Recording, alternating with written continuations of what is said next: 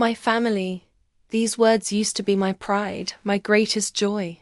When I spoke of my family, I spoke with pride in my heart, knowing that I had worked so hard to create something beautiful.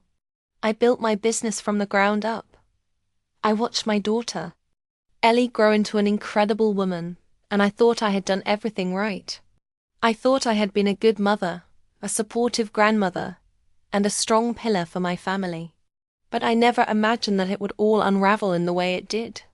With the words, "Pay our rent or forget your grandkids," tearing apart everything I had worked for.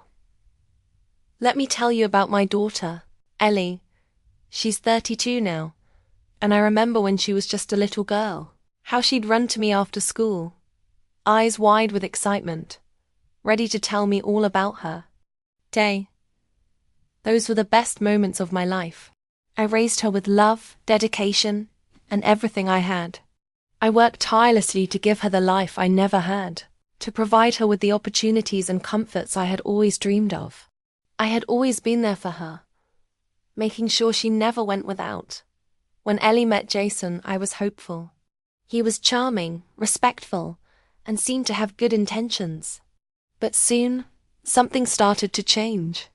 Slowly at first, then more abruptly. I started to notice a different side of Jason. He was controlling in ways I hadn't seen before. He wanted to be the center of Ellie's world, and gradually he succeeded. He began to isolate her from me. He never outright said it, but I could tell he didn't like how close Ellie and I were. He started suggesting that I should give them more space, that I should stop visiting so often. At first, I thought it was just the typical new marriage dynamics, and I tried to respect their need for privacy. But over time, it became clear that Jason didn't just want space, he wanted control. I didn't say anything because I didn't want to cause problems, but I couldn't ignore the way he started manipulating Ellie, and it tore me apart. Ellie, my sweet girl, was gradually becoming more distant. She didn't call as often, and when she did, it was always brief. I missed our long talks, our weekends together, and the bond we once shared. I tried to brush it off. I told myself that things would get better once they settled into married life, that this was just a phase. But when Ellie became a mother, I thought everything would shift. I thought I would finally have the chance to be a grandmother in the way I had always imagined. The thought of spoiling my grandchildren, of being there for them, brought me so much happiness. But little did I know, this would be the beginning of the end for me and my place in their lives. The first time Jason asked for financial help, I didn't think much of it. Ellie had just had their first child, and I knew that life for the newborn was expensive. He told me they were having trouble with their rent and needed a little extra support for the month. I was happy to help. I had the means, and I wanted to support them. It wasn't a big deal, just a little bit of money to get them by. But as time went on, the requests grew, and they grew bigger. The second time, it was a little more direct. "Mum, we're a bit short on rent again this month," Jason said. "Can you help us out again?" This time, I noticed the way he said it. There was no gratitude, no appreciation for the help I had already given. It was more of a command, as if it was expected. I tried not to take it personally, but it felt like the line between family and obligation was blurring. By the third time, things had already started to feel uncomfortable. Jason's tone had become more demanding, more entitled. "It's just a temporary setback," he would say. "You know how expensive life is with 2 kids.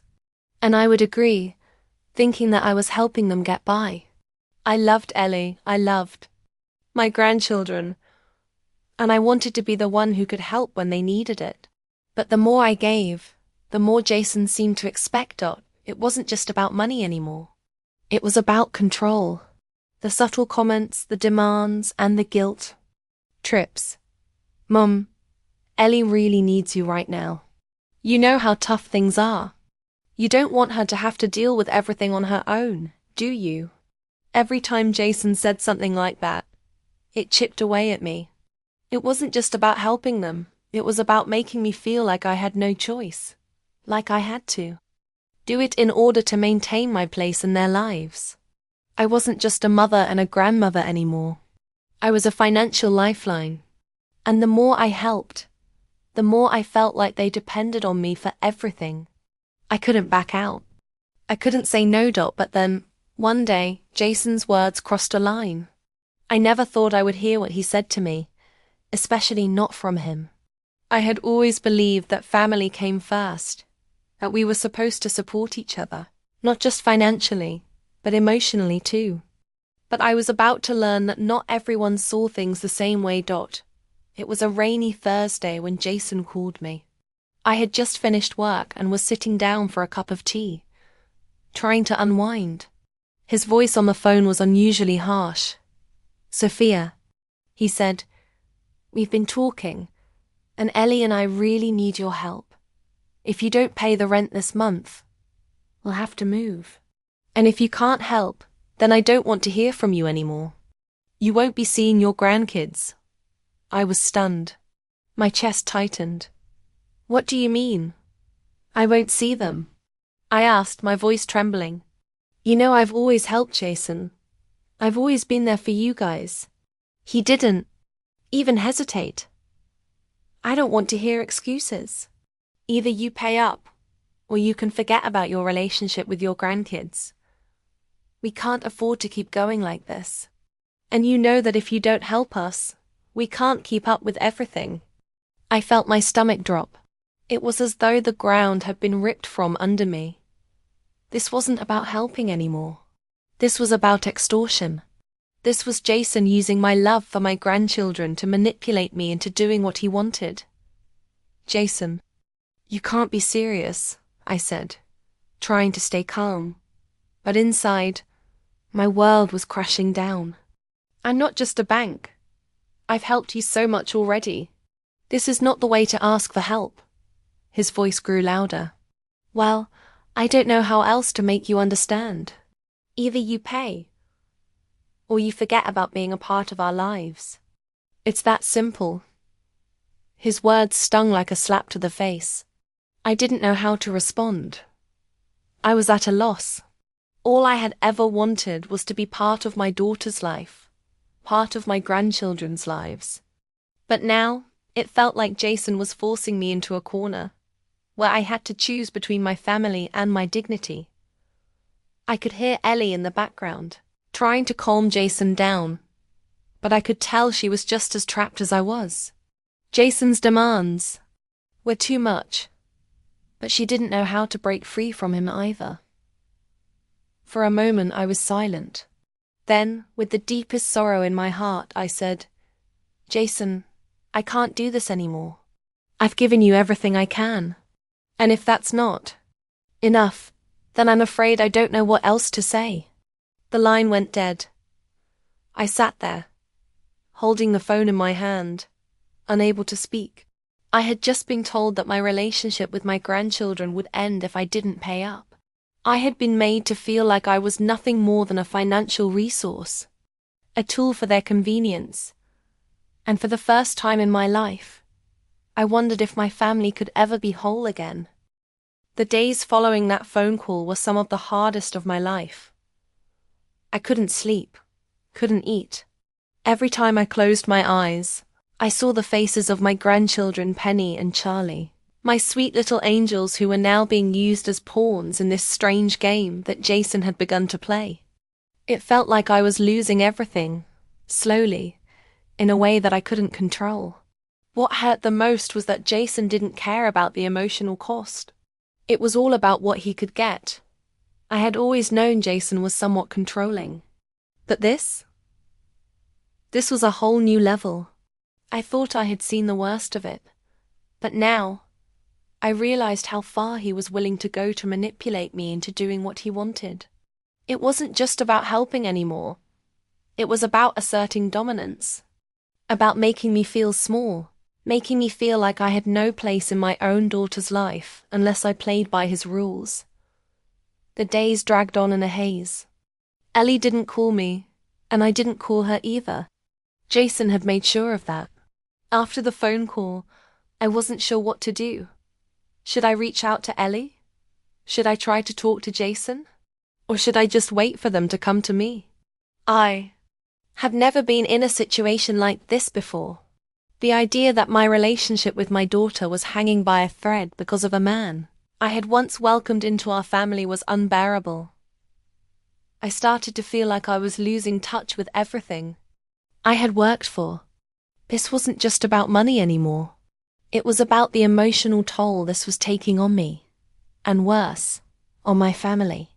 I had given Jason and Ellie so much over the years, my love, my support, my financial help, and now I was being made to feel like it was never enough. The phone call with Jason still echoed in my head.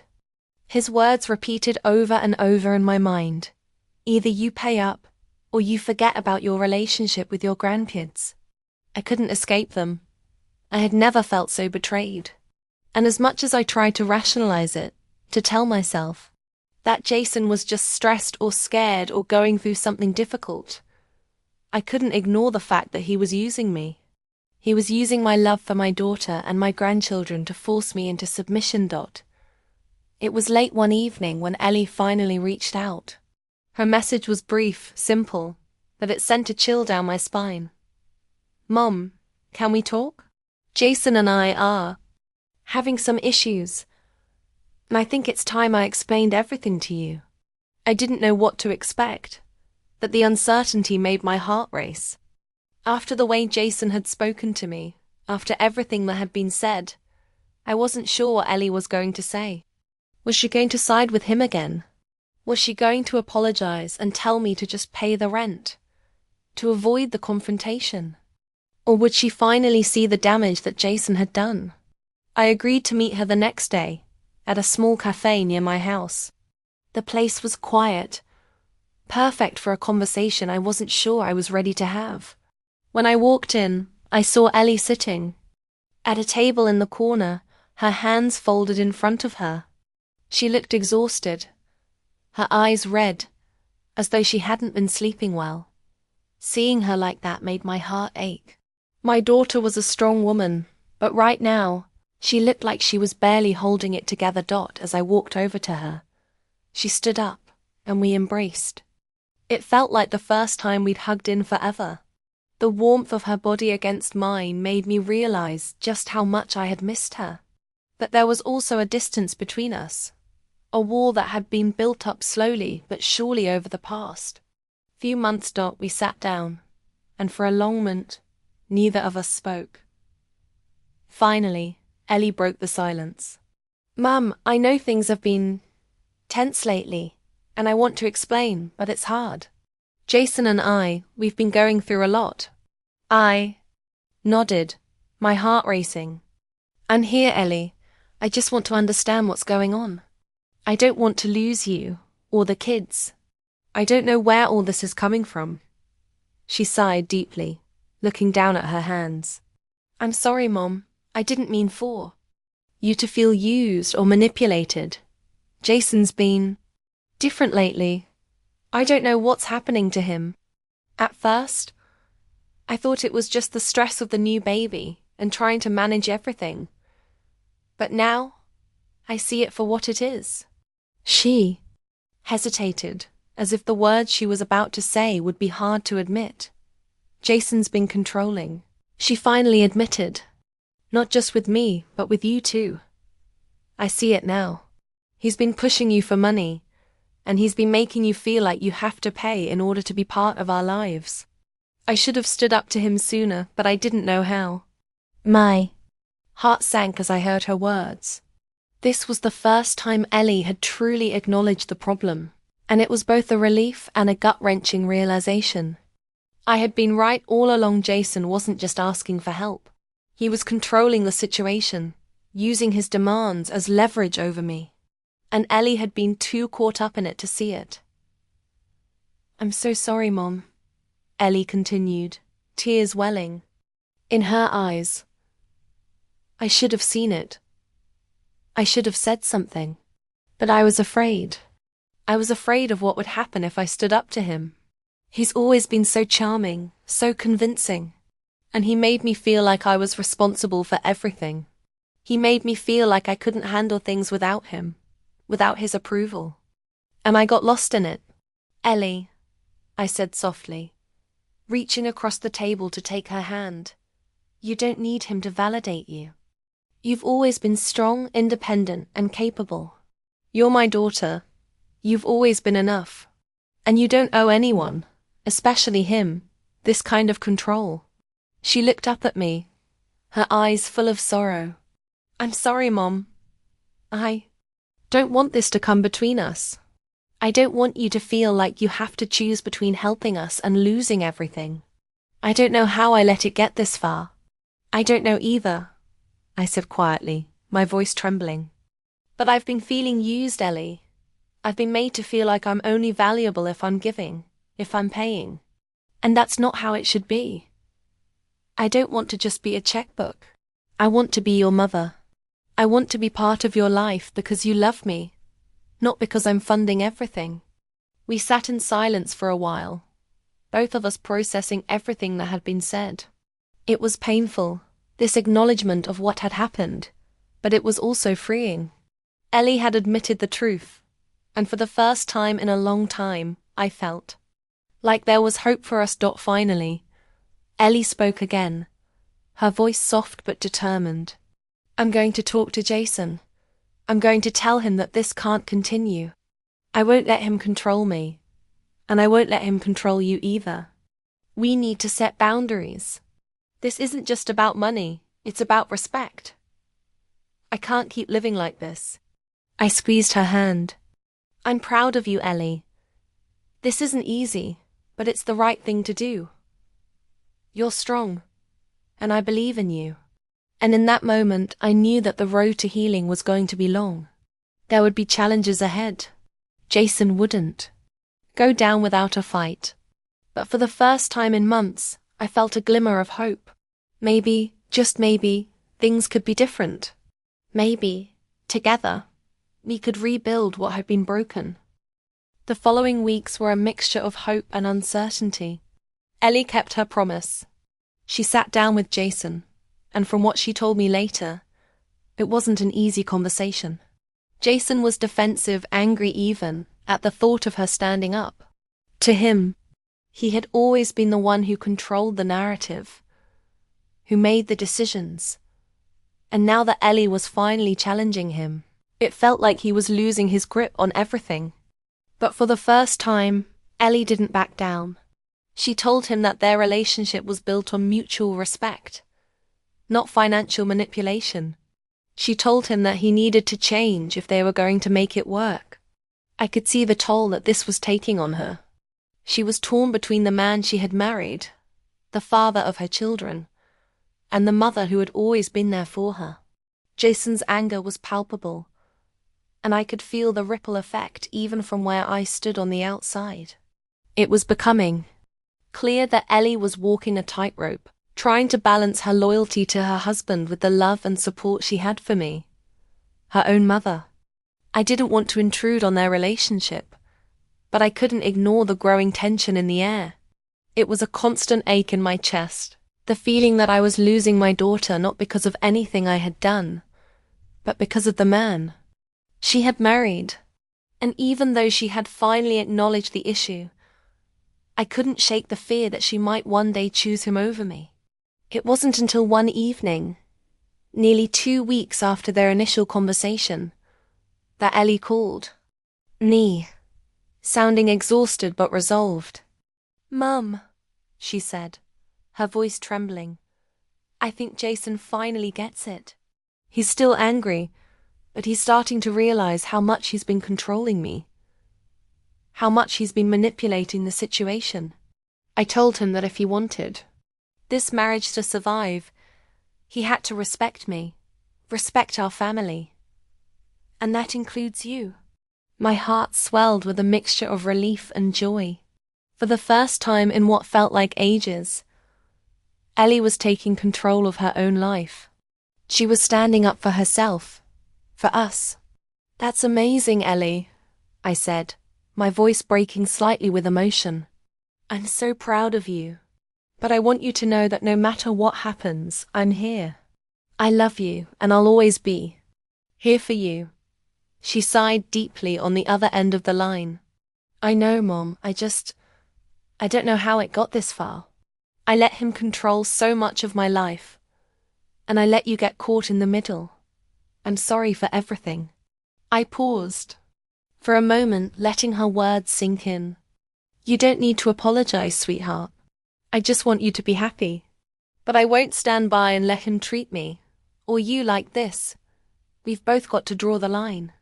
"I know," she replied, her voice stronger now. "I'm done. I'm setting boundaries. Jason needs to change, or this isn't going to work. I can't keep living in fear of losing myself or my family." It was like a weight had been lifted off my shoulders. For the first time, I felt like we were on the same page. But I also knew that the real work had just begun. Jason wouldn't change overnight. And even though Ellie had taken a stand, it wasn't going to be easy to undo the damage that had been done. I could already imagine the tension between them in their home, the anger simmering beneath the surface.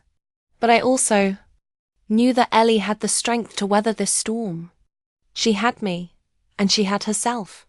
Together, we could make it through. A few days later, Ellie invited me over to their house. I hadn't been there in weeks, and I wasn't sure how things were going to feel. Would Jason be civil? Would Ellie and I finally be able to rebuild our relationship? There was so much uncertainty still hanging in the air. When I arrived, Ellie greeted me with a hug. She looked different, tired but confident. She had the kind of look that told me she had been through hell and back. But she was determined to come out the other side stronger. As we walked into the living room, I could feel Jason's presence before I saw him. He was sitting on the couch, his arms crossed, his face unreadable. It was clear that he hadn't fully accepted everything that had transpired, but he wasn't immediately hostile. That was something. "Mum," Ellie said, her voice steady, "I've asked Jason to join us. We need to have a conversation, and I think it's important that we all speak openly about what's been happening." Jason shifted uncomfortably but nodded. I could see the tension in his shoulders, the tightness in his jaw. But this was a start. At least we were talking. At least we were attempting to break through the silence that had been building for so long. "I'm sorry, Sophia," Jason said, his voice low. "I know I've been difficult. I let things get out of hand, and I'm trying to do better. I've been selfish, and I see that now." I stared at him for a long moment, trying to process his words. It wasn't an apology I had expected, nor one I had wanted, but it was a step. A small, fragile step in the right direction. "I appreciate you saying that," I said, my voice steady but firm. "But Jason, this isn't just about what you've done to me. It's about what you've done to Ellie. You've taken away her ability to stand on her own, to make decisions without fear. That has to change." Ellie nodded in agreement, her eyes unwavering. "I'm done being controlled, Jason. I need you to respect me. I need to be able to make decisions without feeling guilty, without feeling like I'm going to lose everything if I don't." There was silence for a long time. Jason didn't speak. He just looked at Ellie, his expression unreadable. I could feel the weight of the moment in the room. This was the moment of reckoning for them, and how they responded would determine whether or not their marriage could survive this. Finally, Jason let out a long breath. "I know I've hurt you, Ellie, and I don't want to lose you. I'll do better. I'll work on this. For us, for the kids, for everything." It wasn't a perfect resolution. It wasn't the kind of apology that fixed everything instantly. But it was a beginning. It was the first real acknowledgement of the damage that had been done, and a commitment to change. We spent the next few hours talking, working through the hurt, the anger, and the confusion. It wasn't easy. There were tears. There were uncomfortable silences. But we talked. We communicated in a way we hadn't in years. And that in itself was progress. As I left their house that evening, I felt a mixture of relief and exhaustion. I knew it wasn't over yet. There would be bumps along the way, but Ellie had taken the first step toward reclaiming her life, her family, and her dignity. And I was proud of her for that. For the first time in a long while, I felt like there was hope. The relationship between Ellie and Jason was fragile, but it was there. It could be saved. And with time, patience, and love, I believed that we could all heal from the wounds that had been inflicted. My daughter had finally found her voice, and I knew that together, we could rebuild what had been broken. One conversation, one step at a time.